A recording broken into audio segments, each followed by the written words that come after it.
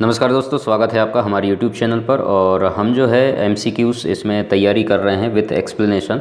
तो जितने भी लोग नए हैं सब्सक्राइब कीजिएगा चैनल को, और इसी तरीके से वीडियो आप लोगों के लिए मिलते रहेंगे। तो हम कंपटीशन एग्ज़ाम की तैयारी कर रहे हैं, जितने भी गवर्नमेंट लैब टेक्नीशियन के एग्ज़ाम होते हैं, चाहे वो परमानेंट हो या फिर संविदा बेसिस पे, सबकी जो है आपको तैयारी यहाँ पर हम लोग करा रहे हैं। तो बने रहिएगा इसी तरीके से। और हमारा जो है आज का सवाल 31 से स्टार्ट हो रहा है। हम 30 क्वेश्चन ऑलरेडी कर चुके हैं, आपने नहीं देखा है तो आप लोग ज़रूर देखिएगा, बहुत इंपॉर्टेंट है। वीडियो को पूरा ज़रूर देखिएगा ताकि एक्सप्लेन जो है मैं करके दे रहा हूँ आप लोगों को, और सवाल किस तरीके से बन सकते हैं उनके अंदर से भी, वो भी मैं आपको बता करके दे रहा हूँ।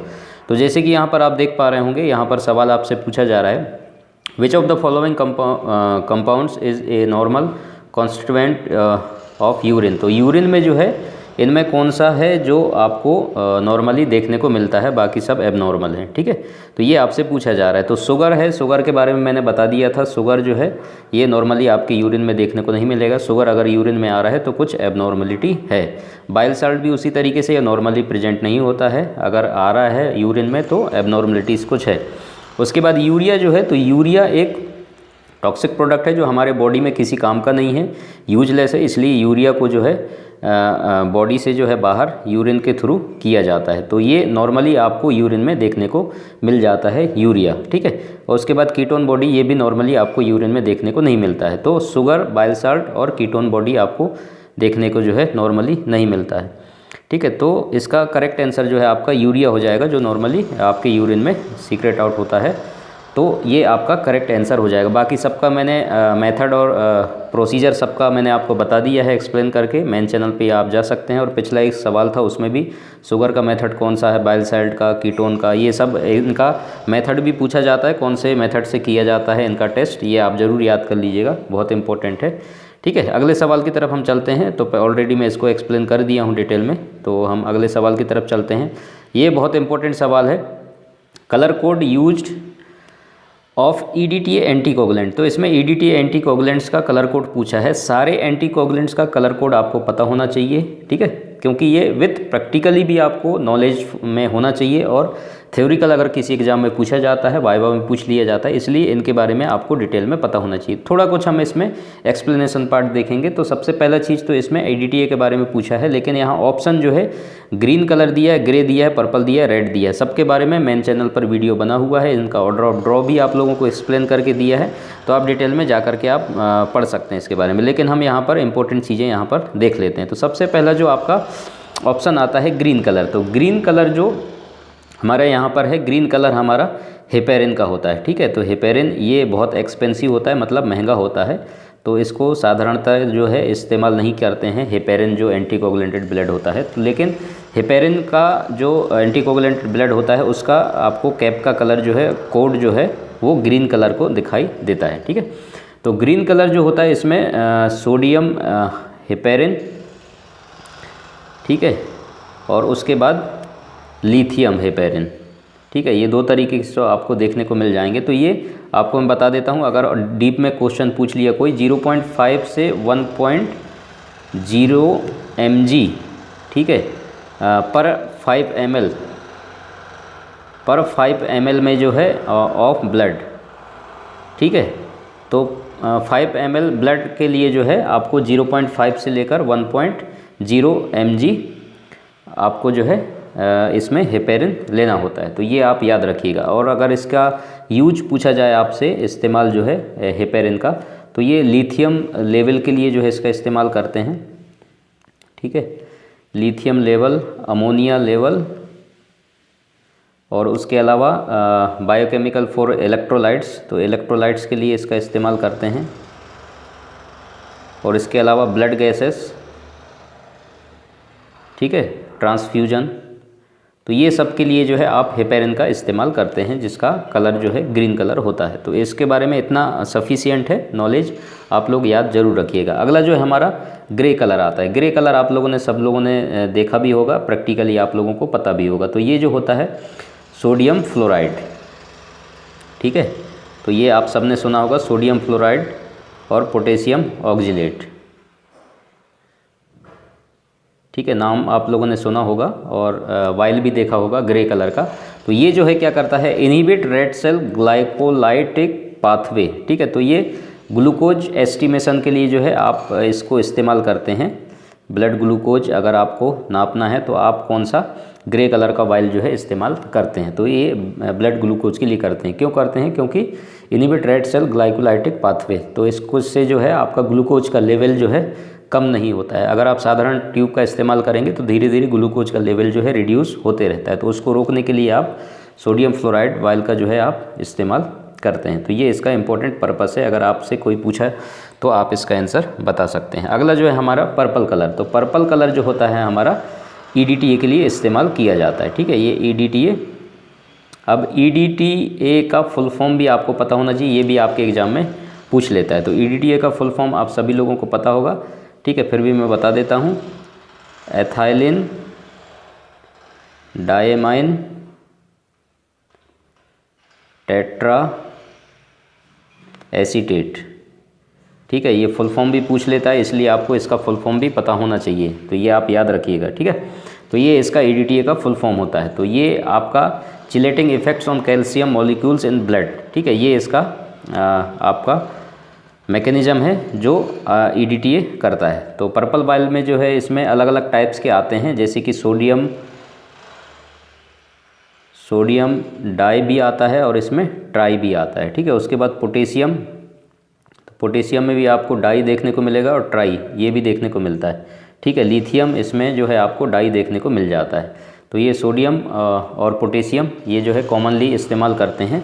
और 2.0 mg आप जो है इसको इस्तेमाल करेंगे पर ml ब्लड के लिए, ठीक है। तो ये आप याद रखिएगा, अगर एग्ज़ाम में पूछता है तो ये आपको पता होना चाहिए EDTA के बारे में, ठीक है। और इसका यूजेस के अगर हम बात करें EDTA, तो ये इस्तेमाल जो है जो बेसिक जो टेस्ट होते हैं जैसे कि CBC, ठीक है। इसमें सब RBC WBC प्लेटलेट्स आ जाते हैं, ठीक है।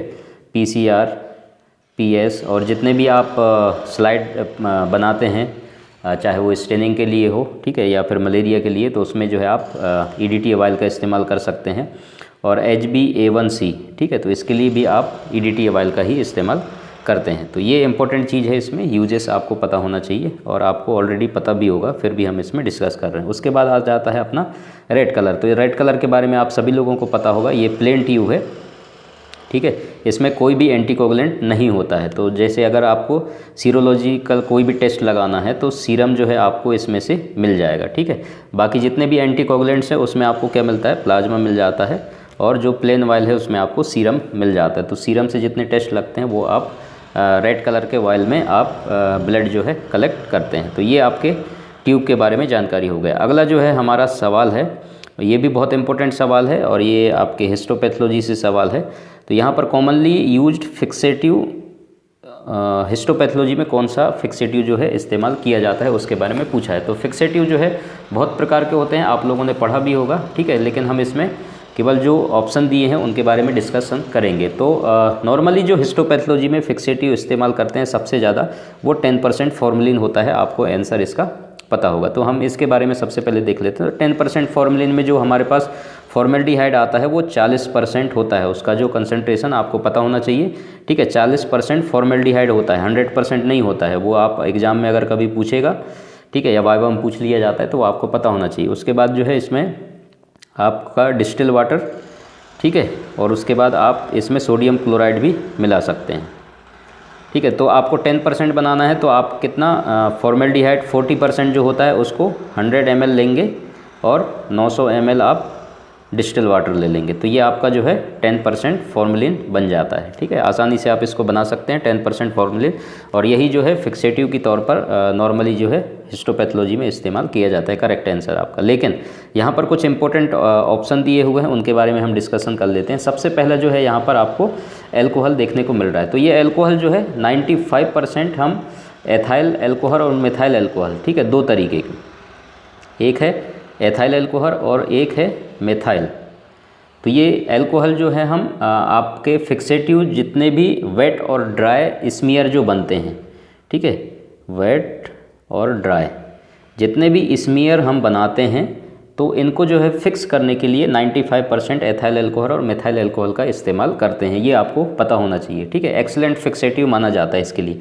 अगर कभी एग्जाम में पूछा जाएगा तो इसका आंसर भी आपको पता होना चाहिए। तो ये भी बहुत सारे क्वेश्चन मैं बना करके दे रहा हूँ आप लोगों के लिए, ताकि आपको बेनिफिट हो सके। एक ही वीडियो से 5 क्वेश्चन से बहुत सारे क्वेश्चन मैं आप लोगों को बना के दे रहा हूँ। मेहनत बहुत लगता है, इसलिए प्लीज़ आप लोग जो है लाइक ज़रूर कीजिएगा वीडियो को और शेयर भी कीजिए अपने दोस्तों में, ताकि सब लोगों को बेनिफिट इससे मिल सके। अब हमारा अगला आ जाता है कार्नोइस फिक्सेटिव। तो कार्नोइस फिक्सेटिव के बारे में जो है आप लोगों को पता होगा, ठीक है। ये आपका जो फिक्सेटिव के टाइप्स आप पढ़ते हैं, टाइप्स ऑफ फिक्सेटिव, उसी में आता है जो आपने पढ़ा होगा साइटोलॉजिकल फिक्सेटिव। तो साइटोलॉजिकल जो फिक्सेटिव आप पढ़ते हैं उसमें एक आता है न्यूक्लियर, ठीक है, न्यूक्लियर फिक्सेटिव। उसी के अंदर जो है एग्जाम्पल आपका आता है कार्नोइस का, ठीक है। तो ये कार्नोइस फ्लूट का आता है। इसमें आपको क्या क्या चीज़ें देखने को मिलता है। ग्लेशियल एसिडिक एसिड होता है, ठीक है। इसके अलावा क्लोरोफॉर्म इसमें आपको देखने को मिलता है, क्लोरोफॉर्म, और इसके अलावा एब्सोल्यूट अल्कोहल। तो ये इसके कंपोजिशन है, आप ये भी ज़रूर याद रखिएगा, ठीक है। एब्सोल्यूट अल्कोहल, तो ये इसके कंपोजिशन होते हैं कार्नोइस फिक्सेटिव का। तो ये इंपॉर्टेंट है और इसका यूज़ जो है आप करते हैं अपना जितने भी क्रोमोसोम्स हो गए, ठीक है, और उसके अलावा लिम्फ नोड हो गया, और अर्जेंट जितने बायोप्सी हैं उसके लिए इसको जो है बेस्ट माना जाता है। 3 से 4 घंटे के अंदर जो है ये फिक्स कर देता है। तो इसलिए कार्नोइस फिक्सेटिव का वहाँ पर भी इस्तेमाल किया जाता है। तो ये आप याद रखिएगा। अगला जो है हमारा आता है एल्कोहल ईथर मिक्सचर। तो एल्कोहल ईथर मिक्सचर जो होता है, इसको इक्वल क्वांटिटी में, इक्वल वॉल्यूम में जो है 95%, ठीक है, एल्कोहल और ईथर का जो है इसमें कंपोजिशन बनता है। तो ये भी आपके जो स्मीयर्स होते हैं, ठीक है, चाहे साइटोलॉजिकल के जितने भी स्मीयर होते हैं, तो स्मीयर को जो है फिक्स करने के लिए इसको भी इस्तेमाल करते हैं। तो अल्कोहल के बारे में डिस्कस कर लिया, कार्नोइस के बारे में, अल्कोहल ईथर के बारे में मैंने आपको बता दिया। ये दोनों का जो है इक्वल क्वांटिटी में मिला करके बनाया जाता है, तो उसको जो है स्मीयर के लिए इस्तेमाल करते हैं फिक्स करने के लिए, ठीक है। तो इनका सबका अलग अलग एग्जाम्पल है और मैंने सबको आपको समझा करके दे दिया। तो ये इनके बारे में आपको पता होगा। तो ऑब्जेक्टिव जब भी आप देखें तो मेरा तो सलाह ये रहता है कि ऐसे ऑप्शन के बारे में आपको पता होना चाहिए। पहली चीज़ तो नॉलेज होना चाहिए, ताकि उनको आप हटा दें। जैसे अल्कोहल नहीं आएगा, कार्नोइस फ्लूइड नहीं आएगा, ये ईथर नहीं आएगा, ठीक है। तो जो भी करेक्ट आंसर है वो आपका करेक्ट हो जाता है। तो इस तरीके से एक ट्रिक होता है आपको ऑप्शन को क्लियर करने का। चलिए कोई बात नहीं, आगे बढ़ते हैं हम। नॉलेज तो सबके बारे में होना ही चाहिए, ठीक है। अगला जो है सवाल हमारा है लीसमान स्टेन फिक्सेटिव डन बाय। तो लीसमान स्टेन जो होता है उसके अंदर कौन सा ऐसा कंपोजिशन है जो आपको फिक्सेटिव की तरह काम करने को देखने को मिलता है, ठीक है। तो इसमें जो है हम बात कर लेते हैं। जैसे यहाँ पर दिया है ईओसिन, मिथाइल अल्कोहल, उसके बाद डिस्टिल वाटर और एसीटोन, ठीक है। अब इनके बारे में जो है हम डिटेल में देखेंगे। तो इसमें आपको देखने को मिलेगा जो एसीटोन है और मिथाइल अल्कोहल, ठीक है, और डिस्टिल वाटर और ईओसिन। तो ये ईओसिन और डिस्टिल वाटर तो बिल्कुल भी नहीं होगा, ठीक है, जो आपका फिक्सेटिव काम करेगा। अब आपका कन्फ्यूजन होगा मिथाइल अल्कोहल और एसीटोन में, ठीक है। तो हम सबसे पहले तो इसके कंपोजिशंस की बात कर लेते हैं। तो कंपोजिशंस में सबसे पहले आता है आपका मिथाइलिन ब्लू, ठीक है, मिथाइलिन ब्लू आता है। उसके बाद आ जाता है आपका सोडियम कार्बोनेट, सोडियम कार्बोनेट। इसमें 2 सॉल्यूशन होता है, ये सॉल्यूशन 1 का है और एक सॉल्यूशन 2 जिसमें बफर सॉल्यूशन होता है। और उसके बाद आ जाता है इसमें ईओसिन, ठीक है। उसके बाद इसमें आ जाता है, अब आपको क्लियर हो जाएगा, मिथाइल अल्कोहल, ठीक है। तो ये इंपॉर्टेंट 4 जो कंपोजिशंस आपको देखने को मिलते हैं ईओसिन, जो भी आपका लीसमान स्टेन होता है उसके सॉल्यूशन फर्स्ट में। तो अब आप देख लेंगे इसमें जो है कहीं पर भी आपको एसीटोन देखने को नहीं मिल रहा है, मतलब एसीटोन भी इसका गलत आंसर हो जाएगा, ठीक है। तो करेक्ट ऑप्शन आपका जो यहाँ पर मिथाइल अल्कोहल है वो आपका आ जाएगा। समझ में आ रहा है आपको। तो जैसे मैंने आपको कंपोजिशन बता दिया जो भी आपका इसमें लीसमान स्टेन है उसका। तो जैसे कि मिथाइलिन ब्लू का कुछ हम इसमें बात कर लेते हैं। जो मिथाइलिन ब्लू है वो आपका बेसिक डाई होता है, ठीक है। कौन सा? बेसिक डाई होता है, जो आपके एसिडिक जितने कंपोनेंट्स होते हैं उसको जो है स्टेन करते हैं, जैसे कि न्यूक्लियस, ठीक है। तो ये न्यूक्लियस को स्टेन करेगा। उसके बाद जो है आपका ईओसिन जो होता है, ईओसिन आपका एसिडिक डाई होता है। कौन सा? ये पूछता है एग्जाम में, ये याद रखिएगा, ठीक है, इसलिए मैं आपको एक्सप्लेन करके दे रहा हूँ। एसिडिक डाई होता है तो ये आपके बेसिक कंपोनेंट्स को जो है स्टेन करता है, जस्ट अपोजिट, जैसे कि साइटोप्लाज्म, ठीक है। तो ये आपके साइटोप्लाज्म को स्टेन करके देगा ईओसिन। और उसके बाद जो है इसमें मैंने आपको बताया था मिथाइल अल्कोहल। तो ये मिथाइल अल्कोहल जो है आपके फिक्सेटिव का काम इसमें करता है। तो करेक्ट ऑप्शन जो है आपका मिथाइल अल्कोहल हो जाएगा लीशमान स्टेन में। समझ में आ गया आपको? तो इस तरीके से जो है आप इसमें बहुत सारे चीज़ों को ध्यान में रखिएगा ताकि आपको ऑब्जेक्टिव्स करने में आसानी हो सके। अब जो है अगले सवाल की तरफ हम चलते हैं। ये हमारा लास्ट सवाल है। ये भी बहुत इंपॉर्टेंट सवाल है। आप लोगों ने सुना है कि नहीं मुझे नहीं पता, लेकिन इसमें मैं डिटेल में आपको मेन चैनल पर इसके बारे में एक वीडियो बनाऊंगा, ठीक है। तो which of the following test is include IMVIC reaction test. तो ये एम्बिक इसको आप शॉर्ट में बोल सकते हैं। तो ये जो है आपके माइक्रोबायोलॉजी में जो है बायोकेमिकल जितने भी जो टेस्ट आप लगाते हैं उसी में से ये पूछा गया है। तो यहाँ पर आपको देख रहा होगा एक I है, एक M है, ठीक है, और एक VI है, उसके बाद जो है C है। तो इनसे जो है मिलकर के एक टेस्ट का एक पूरा नाम दिया गया है, ठीक है। तो ये डिफ्रेंशिएट करने के लिए जो हम यूज करते हैं जो एंट्रोबैक्टीरियेसी फैमिली जो होता है उसमें बैक्टीरिया को मैं डिटेल बता दूंगा आपको, लेकिन अभी यहाँ पर हम केवल आंसर देखते हैं। डिटेल क्लास का वीडियो आपको आ जाएगा। तो I से जो है आपका इंडोल टेस्ट आता है, ठीक है। उसके बाद M से जो है आपका मेथाइलडाइड आता है, ये मेथाइलडाइड। उसके बाद V से जो है आपका वोगस प्रोस्कर, ये आपने नाम सुना होगा। उसके बाद C से जो है साइट्रेट, ठीक है। तो ये इतने टेस्ट जो हैं इसमें आते हैं। तो आप लोगों को देखने को मिल गया होगा कि आपसे सवाल पूछा गया है कि एम्बिक रिएक्शन टेस्ट में निम्नलिखित में से कौन सा आता है। तो देख लीजिए आप, नाइट्रिक टेस्ट इसमें कहीं पर भी नहीं है, ठीक है। उसके बाद साइट्रेट, तो जैसे C4 साइट्रेट, तो ये आपका करेक्ट ऑप्शन हो जाएगा। कोगुलेज यहाँ पर नहीं है, कैटलेज यहाँ पर नहीं है, ठीक है। तो C से 2-3 नाम दे दिए थे, तो इसमें आपको कन्फ्यूजन हो सकता था। N से तो कोई है ही नहीं, ठीक है। तो 3 जो है ऑप्शन में आपको थोड़ा सा कन्फ्यूजन हो सकता था अगर आपको पता नहीं होगा इसके बारे में। तो करेक्ट जो है इनको मैं डिटेल एक्सप्लेन करके दूंगा। ये टेस्ट कैसे परफॉर्म करते हैं, किसके लिए, कौन सा मकसद होता है इसके पीछे, सारा मैं जानकारी आपको मेन चैनल पर क्लास ले करके बता दूंगा। तो इसका करेक्ट ऑप्शन आपका B वाला हो जाएगा, ठीक है, साइट्रेट टेस्ट। तो एम्बिक टेस्ट बहुत इंपॉर्टेंट है, इसके बारे में डिटेल में जानकारी दे दूंगा। तो इसी तरीके से आप मेरे साथ बने रहिएगा। आगे भी बहुत सारे क्वेश्चंस इसी तरीके सीरीज चलते रहेंगे और एग्ज़ाम की तैयारी आप करते रहिए, नोट्स बनाते रहिए जितने भी हैं।